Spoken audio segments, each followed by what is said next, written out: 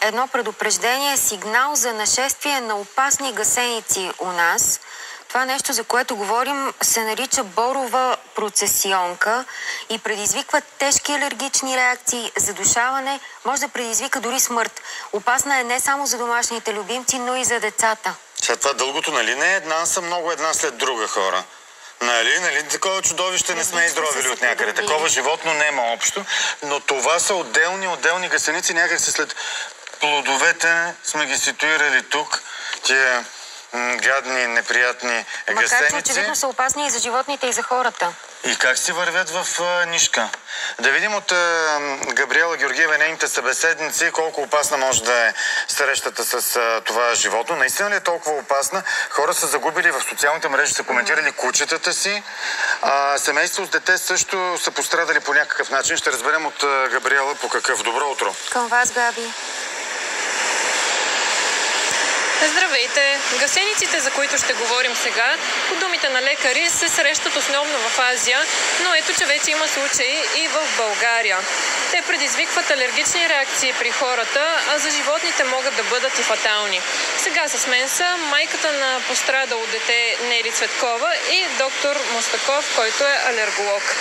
Здравейте, кажете ми повече. Разбрах, че тази неделя, докато сте се разхождали в парка в Кюстендил, вашето дете е настъпило и то с обувка. Какво последва от там насетне? Добро утро на зрителите на Нова телевизия. Това, което се случи, всъщност беше по време на разходката, то настъпи въпросните гасеници. Благодарение на непознати за нас хора разбрахме как се наричат и че са изключително отровни, като те ни посъветваха веднага да измием обувката на детето, което и направихме, но явно недостатъчно. Не беше достатъчно, тъй като половин час по-късно по крачетата на детето започнаха да излизат пъпки, а малко по-късно се получи силно зачервяване и по двете крачета, което ни накара да посетим и лекар. Отишли сте в токсикологията в Пирогов. Точно така. Обясниха ни, че това е алергична реакция вследствие на тези гасеници и изписаха противоалергичен препарат, който да приема детето малко по-дълго, за да може да предотвратим. По-рано казахте, че и друго дете е получило алергична реакция, което дори не е имало директен досег с гасениците. Да, друго дете, с което бяхме, получи също алергична реакция, като досега му беше чрез тротинетката на моето дете, където явно е имало остатъци от отровното вещество на тези гасеници.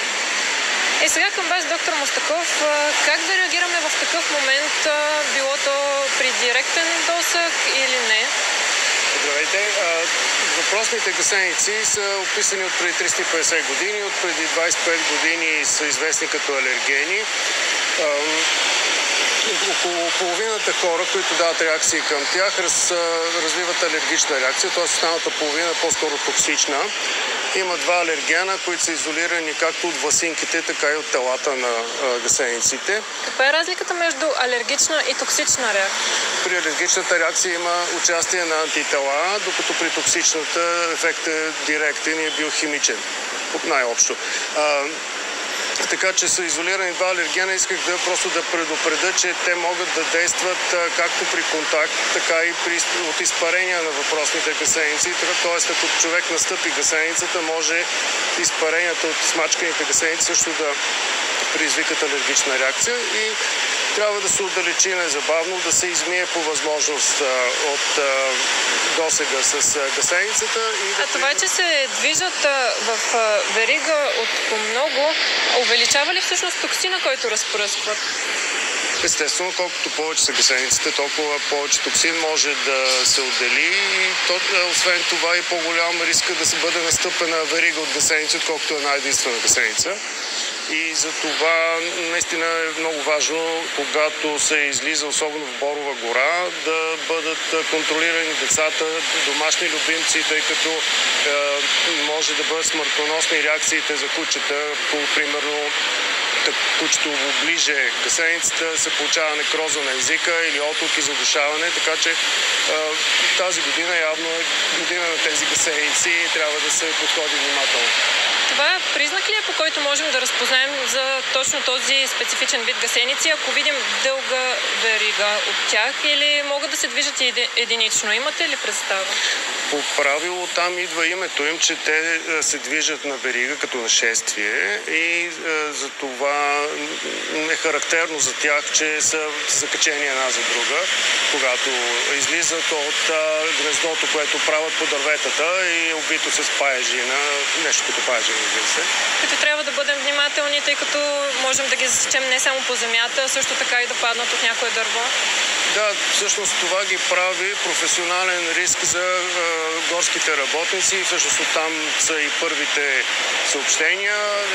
Така че наистина, когато има гора нападната от тези гасеници, това са най-често и голисни гори, трябва да бъдат много внимателни както туристите, така и работещите там. Много ви благодаря. И да кажем още веднъж, че при хората предизвиква алергична реакция, но стопаните на домашни любимци трябва да са изключително внимателни, тъй като води до най-лошият край.